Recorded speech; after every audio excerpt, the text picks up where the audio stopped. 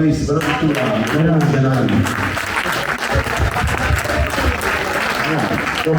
Voglio dire pubblico io voglio bene a chi si fa, io voglio bene sul vero senso della parola. E quando vado a Roma mi dice ma sai a Napoli ci sono, a Napoli c'è tante cose pure, se vai pure, se vai pure, le canzoni sono buone, perciò fatti i cavoli tuoi e noi ci facciamo i cavoli nostri.